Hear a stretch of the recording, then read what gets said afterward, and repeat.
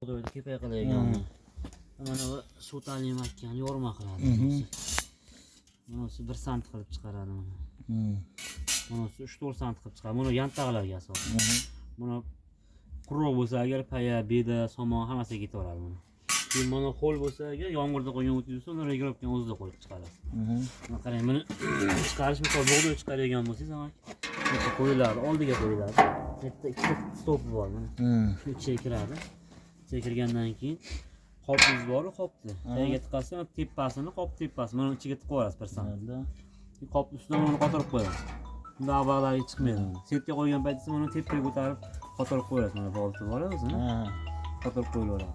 Keyin bet moslab olganingizdan keyin mana bu ana don uchun faqat bu. Don chiqarganingizda shuni qo'yasiz, o'tga olib qo'yasiz. Misol bir paqir donni qo'shib tashlaysizda, ichi yarim ochib qo'yasiz. Shirq qilib tushaveradi, qolib ketaveradi. Bu suv ta'lim. Betdan suv ta'limakka tashlaysiz betdan. Suv ta'limakka buni setgan qo'yasiz. Yirikroq. Shu setgan qo'yish mana shu holat bo'ladi. Hozir paya chiqaradigan bo'lsak, setga qo'ymaymiz.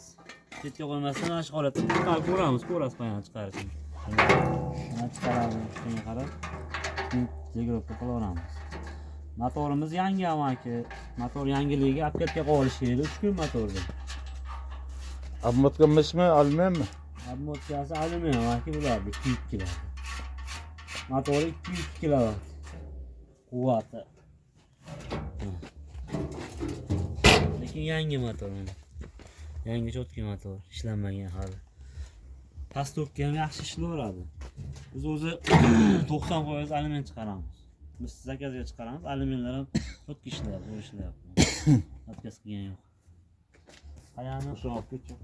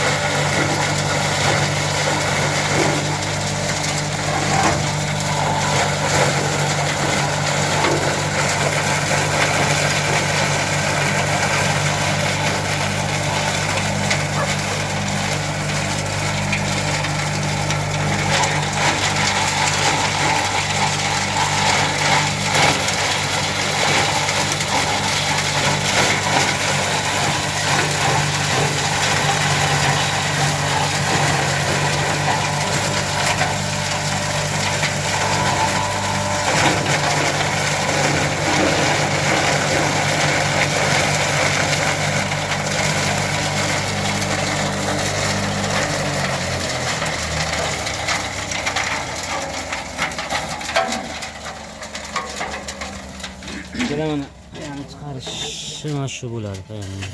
Qo'l ekan, yomg'irda qolgan ekan. Setga qo'ymasdan chiqardi, mana shu qotib chiqadi. Mana bunaqa payani. Bu yana eng kichkinasi mana bunday katta edrasi payamiz. Mana shu holatga olib keldi mana. Motorlari 2 kW. Buni Jizzax qayta edi aka? Zafarobodga olib keldik. Mana dastavka qilib berdik akalar. O'zbekiston bo'ylab dastavkamiz bor. Iloji boricha uygacha, bo'lmasam Center joygacha qilib beramiz akalar. Telefon qilib zakaz beramiz. Amaki bo'laveradimi chiqarishi? Ham shunday chiqaraverasan amaki. Agar ho'l bo'lsa, agar quruq bo'lsa, setga ham qo'ysangiz bo'laveradi. Ho'lga lekin setga qo'ysangiz, setkani ichi to'lib qolishi mumkin-da. To'lib qolish aniq bu. Mana bular bo'ladi-a quruqqa. Quruqqa o'shalar bo'ladi. Quruq bo'lsa, bu nimaga? Bu yantaqqa, qattiq bo'ladi, yantaq. Mana quruq hozirni payani chiqarib ko'rdik, qo'l payani. Endi hozir bosh pressni chiqaramiz. Bosh pressni ham shu holatda chiqarib ko'ramiz.